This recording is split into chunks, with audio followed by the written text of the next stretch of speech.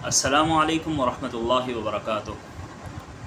الحمدللہ وحدہ والصلاة والسلام علی من لا نبی بعدہ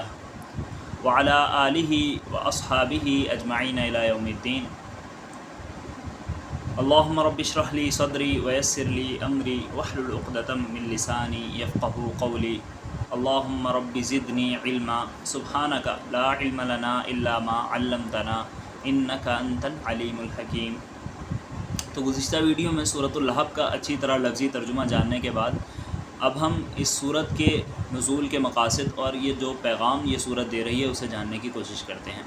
تو گزشتہ ویڈیو میں ہم نے ترتیب کے ساتھ یہ جانا تھا کہ سورۃ الفیل سے لے کر سورۃ النصر تک صورتوں کے درمیان جو ربط ہے، ایک خوبصورت سلسلہ ہے، ان کا آپسی ربط کیا ہے۔ تو ہم نے جانا تھا کہ سورۃ الفیل میں اللہ رب العزت نے تمام دنیا کے لوگوں کی ایک خاص واقعے کا ذکر کیا، جس کے ذریعے سے اللہ رب العزت نے اس دین حنیف کی نصرت فرمائی، رسول اللہ صلی اللہ علیہ وسلم کا کام آسان کیا اور تمام لوگوں کی توجہ اس دین حنیف کی طرف مبذول کرائی، اس بیت اللہ کی طرف مبذول کرائی رسول اللہ صلی اللہ علیہ وسلم کی بعثت سے قبل۔ پھر اللہ رب العزت نے سورۃ قریش میں مکہ کے لوگوں کو اپنا احسان یاد دلایا کہ اس گھر کی وجہ سے تمہاری اس قدر عزت ہے اور لوگ تمہاری کس قدر تکریم کرتے ہیں، اور پھر انہیں اس بیت اللہ کی عزت کرنے کی دعوت دی، اس کے رب کی عبادت کرنے کی دعوت دی، رسول اللہ صلی اللہ علیہ وسلم کا کام آسان کیا۔ پھر سورۃ الماعون میں اللہ رب العزت نے اس دین کو نہ اپنانے کے نقصانات بتائے کہ اگر لوگ اس دین کو قبول نہیں کریں گے تو انہیں کیا نقصانات اٹھانے پڑیں گے۔ پھر اگلی سورہ میں اللہ رب العزت نے اس دین کو خیر کثیر کہا اور اسے اپنانے کے فوائد بتائے۔ پھر سورۃ الکافرون میں بتایا کہ کس طرح سے اس دین کو اس خیر کثیر کو قبول کرنے کے بعد اس پر عمل کس طرح سے کرنا ہے۔ پھر دوسرے کسی کی بات نہیں ماننی ہے تو پھر اللہ رب العزت کی بات ماننی ہے۔ اللہ رب العزت نے یہ بات واضح کی۔ اس کے بعد پھر فرمایا کہ اگر اس طرح سے دین پر عمل کرو گے تو پھر تمہاری نصرت کی جائے گی، تمہیں فتح نصیب ہوگی۔ اور پھر اگلی سورت سورۃ اللہب ہے، اس میں بتایا کہ اگر اس دین سے، پچھلی سورت میں بتایا تھا کہ اس دین سے کس طرح اگر محبت کرو گے تو تمہیں غلبہ دیا جائے گا، تمہیں فتح دی جائے گی، تمہاری نصرت کی جائے گی۔ اب اس سورہ میں اللہ رب العزت اس ایک اسلام دشمن کا ذکر کرتے ہوئے ہمیں یہ پیغام دینا چاہتے ہیں کہ اگر اس دین سے جو شخص بھی اس دین سے نفرت کرے گا، عداوت رکھے گا، بغض رکھے گا، اسے کس طرح سے سزا دی جائے گی۔ تو سورۃ اللہب بیسیکلی نازل ہوئی جب رسول اللہ صلی اللہ علیہ وسلم نے، یہ 3 نبوی کا واقعہ ہے، نبوت کا تیسرا سال، تو رسول اللہ صلی اللہ علیہ وسلم نے صفا پہاڑ پر چڑھ کر آواز دی، یا صباحا، لوگوں کو عرب لوگ اسی طرح سے پکارا کرتے تھے جب انہیں کسی خطرے کی خبر دینی ہوتی تھی یا کوئی خاص بات کرنی ہوتی تھی، تو اس طرح سے آواز دے کر لوگوں کو اکٹھا کیا کرتے تھے۔ تو رسول اللہ صلی اللہ علیہ وسلم نے بھی اسی طرح اس پہاڑ پر چڑھ کر لوگوں کو دعوت دی۔ تو جب وہ سب لوگ جمع ہو گئے تو رسول اللہ صلی اللہ علیہ وسلم نے ان سے فرمایا کہ کیا اگر میں تمہیں کہوں کہ اس پہاڑ کے پیچھے سے، کیونکہ عموماً اسی طرح کے خطرے کی خبر دینے کے لیے لوگوں کو اکٹھا کیا جاتا تھا نا وہاں پر، تو رسول اللہ صلی اللہ علیہ وسلم نے فرمایا کہ اگر میں تمہیں کہوں کہ اس پہاڑ کے پیچھے سے تمہارے اوپر ایک لشکر جو ہے وہ حملہ آور ہونے والا ہے تو کیا تم لوگ میری بات کو مان لو گے؟ تو ظاہر ہے عرب کا بچہ جو ہے وہ رسول اللہ صلی اللہ علیہ وسلم کے کردار سے بہت اچھی طرح واقف تھا، ہر بچہ بڑا واقف تھا کہ رسول اللہ صلی اللہ علیہ وسلم صادق ہیں، وہ امین ہیں۔ تو سب نے کہا کہ ہاں بے شک ہم آپ کی بات مان لیں گے، ہم نے تو آپ کو ساری زندگی سچ بولتے ہوئے ہی پایا ہے، آپ سے کبھی دھوکہ کسی کو ملا ہی نہیں ہے۔ تو رسول اللہ صلی اللہ علیہ وسلم نے فرمایا کہ پھر میں تمہیں تمہارے اوپر آنے والے ایک عذاب کی خبر سناتا ہوں، اگر تم اپنی اس بت پرستی پر قائم رہے تو عنقریب ایک عذاب آ کر تمہیں پکڑ لے گا، اور میں تمہیں دعوت دیتا ہوں کہ کہہ دو کہ اللہ کے سوا کوئی الہ نہیں ہے۔ تو جب یہ ان لوگوں نے یہ بات سنی، اس بت پرست قوم نے یہ کہا، یہ بات سنی کہ کہہ دو کہ اللہ کے سوا اور کوئی بھی الہ نہیں ہے، تو وہ کیونکہ ان کے دلوں میں اپنے بتوں کی جو محبت ہے وہ رچی بسی ہوئی تھی،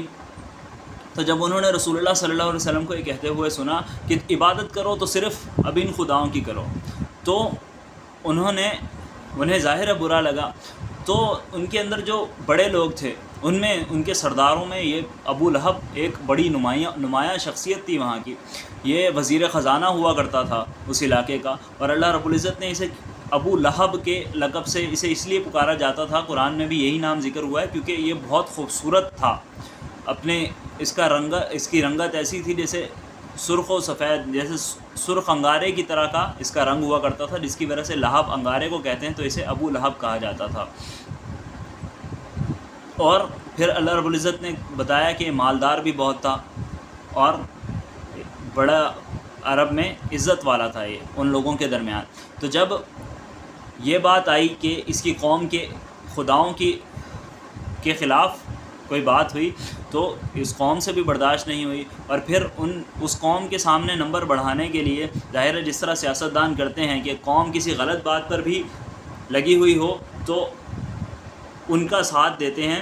حق کے مقابلے میں، تاکہ وہ لوگ ان کی عزت کریں اور اگلے الیکشن میں انہی کو ووٹ دیں. جیسے کہ مثال کے طور پر اگر کسی جگہ پر ناجائز قبضہ کر کے کچھ لوگ اپنا مکان بنا لیتے ہیں، مگر وہ لوگ ووٹر ہوتے ہیں اس سیاستدان کے، اس کی عزت کرتے ہیں، ان کی وجہ سے وہ اسے کرسی ملتی ہے، تو یہ ان کے اس غلط کام میں بھی انہیں سپورٹ کرتا ہے. یہ حکومت سے اور ہر فورم پر جا کر ان کے لیے جد و جہد کرتا ہے کہ یہ کسی طرح ان کے مکان یہاں سے نہ ختم ہوں. تو بالکل اسی طرح وہ بھی اپنی قوم کا سردار تھا، تو وہ آگے بڑھا اور اس نے کہا کہ تبا لک یا محمد اجمعتنا لہذا جمعتنا، کہ آپ نے ہمیں اس کام کے لیے جمع کیا ہے، آپ ہلاک ہو جائیں نعوذ باللہ. تو یہ کلام نازل ہوا کہ تبت یدا ابی لہب وتب، کہ ابو لہب کے ہاتھ ٹوٹ گئے اور وہ خود بھی برباد ہو گیا. اور پھر اس نے اپنے سامنے اپنے ہاتھوں کو ٹوٹتے ہوئے دیکھا، اپنے مال کو جاتے ہوئے دیکھا، اپنی اولاد کو مرتے ہوئے دیکھا، اپنے ساتھیوں کو جن کے لیے یہ معزز ہوا کرتا تھا اور جن کے لیے اس نے یہ سب کیا تھا، ان کو بھی مسلمانوں کے ہاتھوں مرتے ہوئے دیکھا، اور پھر آخر میں یہ خود بھی ہلاک ہوا. تو اللہ رب العزت نے فرمایا نہ اس کے حسن نے اسے کوئی فائدہ دیا، نہ اس کے مال نے اسے فائدہ دیا، اور یہ انگارے جیسی خوبصورت رنگت والا، چمکتے ہوئے چہرے والا انگاروں والی آگ تک پہنچ گیا. اور پھر اس واقعے کے بعد یہاں تک یہ بات محدود نہیں رہی، اس کے بعد انہوں نے کھل کر بلکہ بڑھ چڑھ کر حصہ لیا رسول اللہ صلی اللہ علیہ وسلم کی مخالفت میں، اس دین حق کی مخالفت میں. رسول اللہ صلی اللہ علیہ وسلم کی 2 بیٹیاں سیدہ رقیہ جو ہیں وہ ابو لہب کے بیٹے عتبہ کے نکاح میں تھیں، اور سیدہ ام کلثوم وہ ان کے دوسرے بیٹے عتیبہ کے نکاح میں تھیں. تو اس نے سب سے پہلے کہا کہ محمد صلی اللہ علیہ وسلم کی دونوں بیٹیوں کو طلاق دو. نکاح میں تھیں، رخصتی نہیں ہوئی تھی، ابھی نکاح ان کا ہو چکا تھا، تو ان کی طرف منسوب تھیں، یعنی سب کو معلوم تھا کہ یہ انہی سے جب بھی رخصت ہوں گی تو انہی کے گھر جائیں گی. تو وہاں سے اس نے نکاح ختم کروایا، اور پھر اس کی بیوی بھی مکے کی گلیوں میں پتھر اٹھائے گھوما کرتی تھی، اور رسول اللہ صلی اللہ علیہ وسلم کی شان میں گستاخی کیا کرتی تھی، گستاخانہ شعر پڑھا کرتی تھی، لوگوں کو متنفر کرنے کے لیے رسول اللہ صلی اللہ علیہ وسلم کے خلاف باتیں کیا کرتی تھی. ایک مرتبہ جب یہ صورت نازل ہوئی تو وہ اسی طرح پتھر اٹھائے ہوئے اور آ رہی تھی رسول اللہ صلی اللہ علیہ وسلم بیت اللہ کے قریب سیدنا ابو بکر رضی اللہ عنہ کے ساتھ تشریف فرما تھے. تو سیدنا ابو بکر رضی اللہ عنہ نے جب اسے دور سے آتے ہوئے دیکھا تو فرمایا کہ رسول اللہ صلی اللہ علیہ وسلم وہ آ رہی ہے، وہ آپ کی گستاخی نہ کرے آپ کی شان میں، تو آپ یہاں سے تشریف لے جائیے. تو رسول اللہ صلی اللہ علیہ وسلم نے فرمایا فکر نہ کرو، وہ مجھے دیکھ ہی نہیں سکے گی. تو وہ آئی اور ان کے ساتھ کھڑی ہو کر، ابو بکر رضی اللہ تعالیٰ عنہ کے بالکل قریب کھڑی ہو کر ان سے پوچھا کہ تمہارے ساتھی کہاں ہیں، انہوں نے میری بڑی بے عزتی کی ہے. سیدنا ابو بکر رضی اللہ عنہ نے کہا کہ میرے ساتھی نے تمہاری کوئی بے عزتی نہیں کی. تو وہ یہ بڑھاتی ہوئی چلی گئی کہ میں تو اس قوم کے سردار کی بیٹی ہوں، میری تو یہاں بڑی عزت ہے، سب کو معلوم ہے، اور اس نے میری بے عزتی کی ہے. ابو بکر رضی اللہ تعالیٰ عنہ نے بھی کوئی جھوٹ نہیں کہا تھا، رسول اللہ صلی اللہ علیہ وسلم نے ان کی کوئی بے عزتی نہیں کی تھی، بلکہ اللہ نے خود یہ کلام نازل کیا تھا جس کے اندر اسے کہا گیا کہ فی جیدہا حبل من مسد. تو پھر قرآن نے ان کی بھی وامرأتہ آگے ہے، اگلی آیت ہے سیصلی نارا ذات لہب کے بعد وامرأتہ حمالۃ الحطب. اس حمالۃ الحطب کے بارے میں علماء کی مختلف آراء ہیں. بعض کہتے ہیں کہ یہ لکڑیاں، کانٹے دار لکڑیاں لا کر رسول اللہ صلی اللہ علیہ وسلم کے راستے میں بچھا دیا کرتی تھی، رسول اللہ صلی اللہ علیہ وسلم کے دروازے کے باہر ڈھیر لگا دیا کرتی تھی، جس کی وجہ سے رسول اللہ صلی اللہ علیہ وسلم کو نکلنے میں تکلیف ہوا کرتی تھی اور راستے سے گزرنے میں تکلیف ہوا کرتی تھی۔ بعض کہتے ہیں کہ یہ اس کی چغل خوری کی وجہ سے کہ جا کر لوگوں میں چغل خوریاں کیا کرتی تھی، جس کی وجہ سے اس کے اوپر وہ جو گناہ تھے وہ لگتے جا رہے تھے، انہیں اللہ رب العزت نے حتب کہا ہے۔ مجھے جو زیادہ حق کے قریب لگتی ہے بات وہ یہ ہے کہ کیونکہ یہ گلیوں میں اس طرح کے گستاخانہ شعر کہتی پھرا کرتی تھی لوگوں کو متنفر کرنے کے لیے، تو گویا کہ گلی گلی گھوم کر اپنے لیے خود آگ کی لکڑیاں اکٹھی کر رہی تھی، اپنے سر پر گناہوں کا جو بوجھ ڈال رہی تھی، تو وہ لوگوں کو شعر سنا کر گویا اپنے لیے خود آگ کی گٹھری جو ہے وہ اپنے لیے آگ کی لکڑیاں اکٹھی کر رہی تھی، یہ گستاخی کر کر کے خود اپنے اور اپنے شوہر کے جلنے کا سامان کر رہی تھی، گویا لکڑیاں اکٹھی کر رہی تھی، واللہ عالم۔ پھر اگلی آیت میں، آخری آیت میں اللہ رب العزت نے فرمایا فی جیدہا حبل من مسد، جید کہتے ہیں گردن کو، اور حبل اللہ رب العزت نے فرمایا اس کی گردن میں رسی ہوگی، بڑی مضبوط رسی۔ وہ کیوں فرمایا؟ کیونکہ یہ ایک مالدار عورت تھی، ظاہر ہے تو یہ اپنے گلے میں ایک بہت قیمتی ہار پہنا کرتی تھی، جس کی وجہ سے یہ عرب عورتوں میں بڑا فخر کیا کرتی تھی اور لوگوں کو بڑی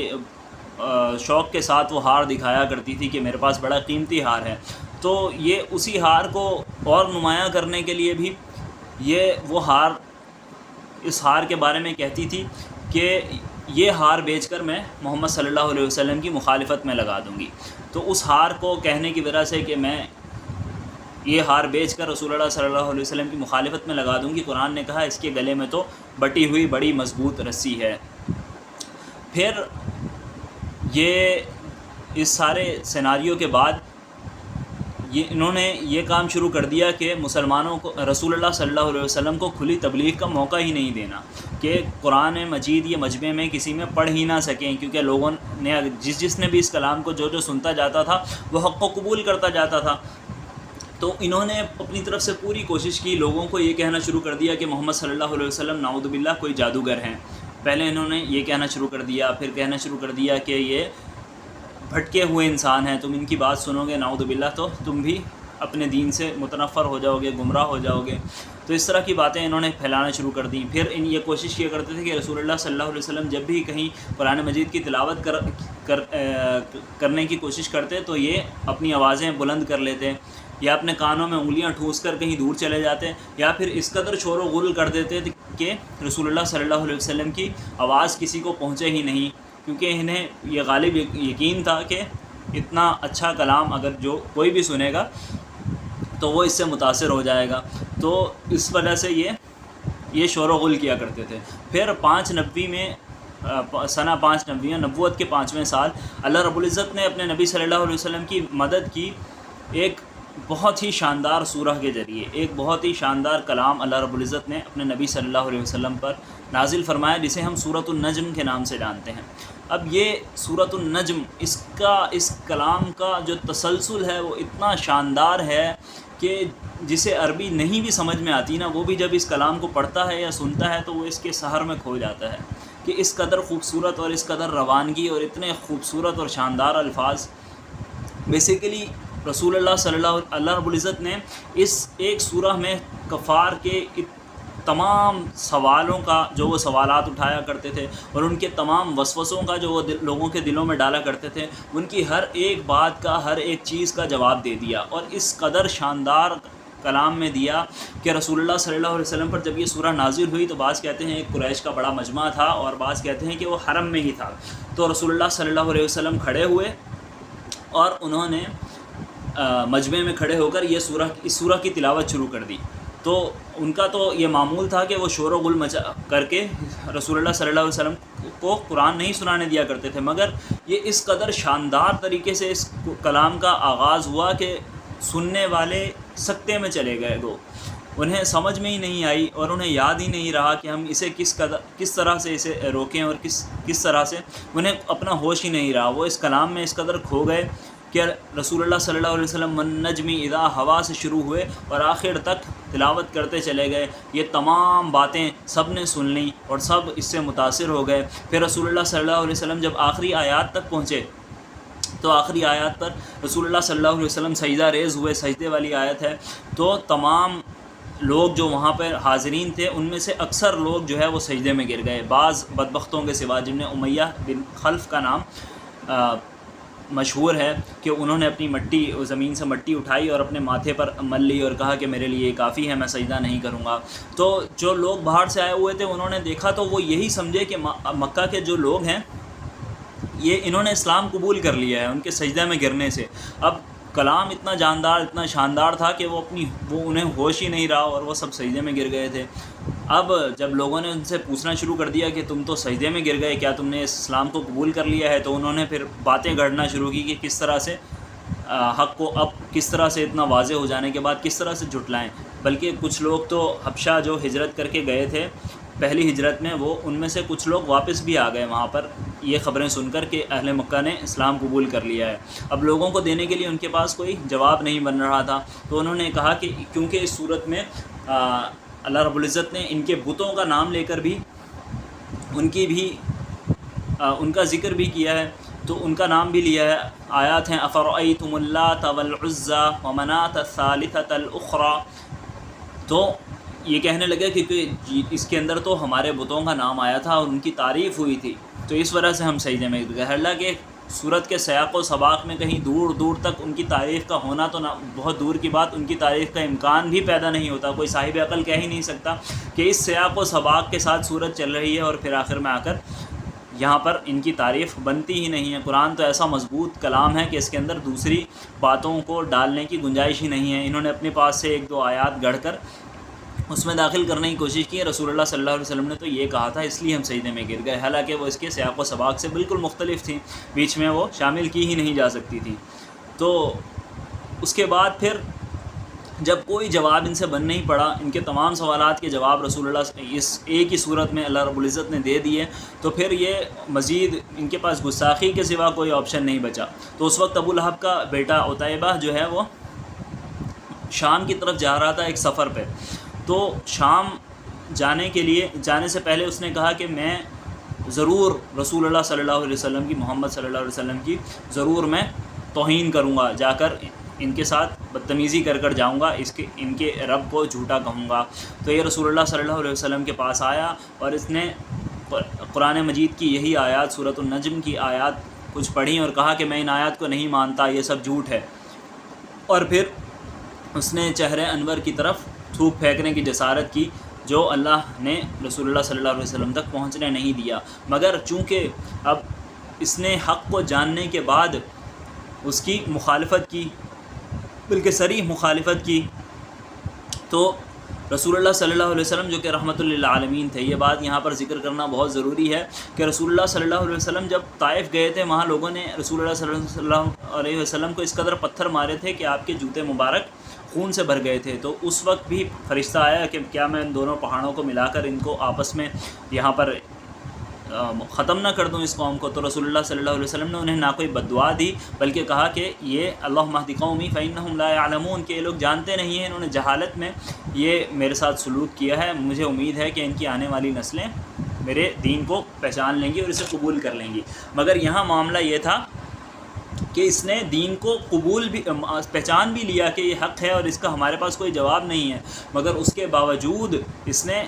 اس کی مخالفت کی اور اس طرح کے برے الفاظ کہے. تو پھر رسول اللہ صلی اللہ علیہ وسلم نے اس وجہ سے اسے یہ بددعا دی کہ یا اللہ اس کے اوپر اپنے کتوں میں سے کوئی ایک کتا مسلط کر دے. تو جب یہ واپس لوٹا وہاں سے اپنے باپ کے پاس، ابو لہب کے پاس، تو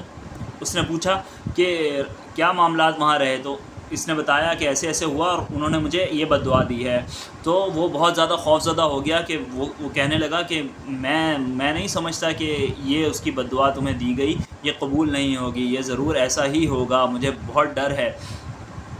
بہرحال وہ اس سفر پر جیسے ہی روانہ ہوا، شام کی طرف گیا، تو ایک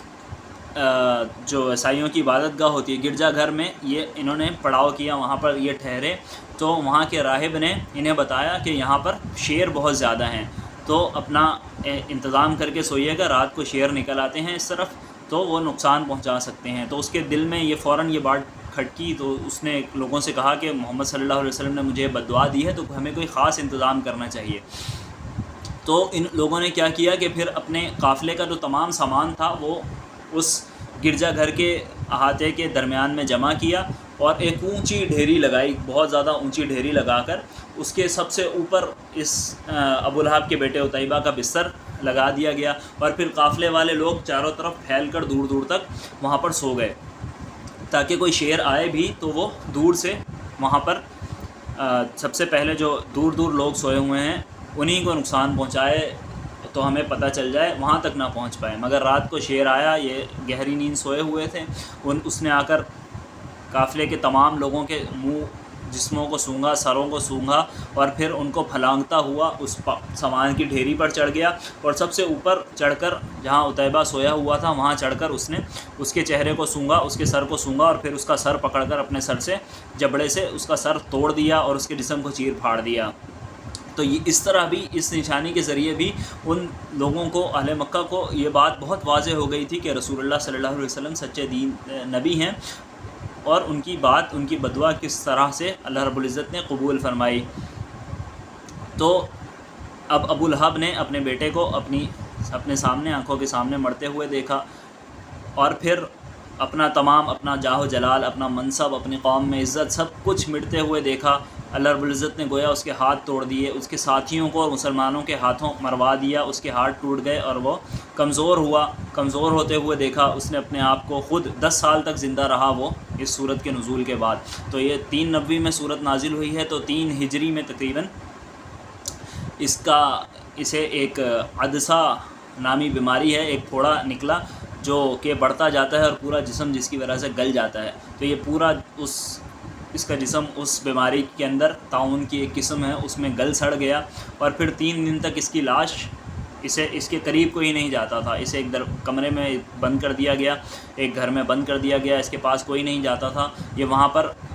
تقریباً 7 دن کے قریب, 7 راتوں کے قریب یہ وہاں زندہ رہا ہوگا. پھر یہ وہاں پر گل سڑ کر مر گیا اور 3 دن تک تو اس کی لاش کے قریب کوئی نہیں گیا, وہاں سے بو اس قدر آتی تھی. پھر لوگوں نے آ کر اس کے